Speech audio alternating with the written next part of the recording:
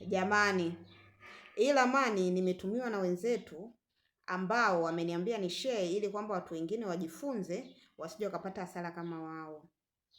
Hawa jamaa zetu walikuwa wamenunua viwanja ambavyo vimekatwakatwa kutoka kwenye kampuni fulani, na hawakujiridhisha, wakiamini tu kwamba kampuni haiwezi kusema uongo.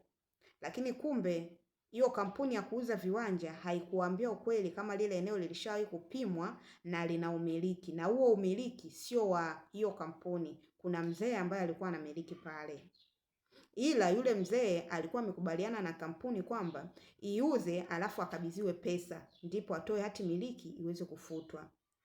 Lakini hiyo kampuni ya kuuza viwanja iliuza viwanja vyote, ilikatakata na kuuza viwanja vyote, lakini hawakumkabidhi mzee pesa yake. Issue ikaja kutokea kwamba walionunua wanataka washushe material waanze ujenzi. Mzee akawazuia, hamwezi kufanya ujenzi kwa sababu hili eneo ni langu na nina hati miliki, na hati yangu nailipia kila mwaka. Hawa ambao wamewauzia hawajanikabidhi pesa, kwa hiyo hii hati yangu siwezi kuifuta na siruhusu mtu yoyote kujenga kwenye eneo langu. Anaitaka kujenga hapa inatakiwa alipe, yaani kwamba anunue tena kutoka kwangu. Sawa jamani?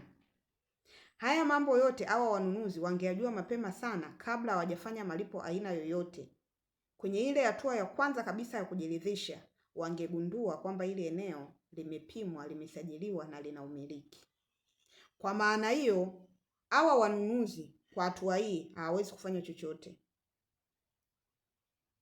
Jamani, usije ukamwamini mtu kwenye issue ambayo inahusu ardhi. Sawa jamani? Hapo sasa hivi wanajiuliza wafanye nini. Nimewaambia wamtafute mwanasheria.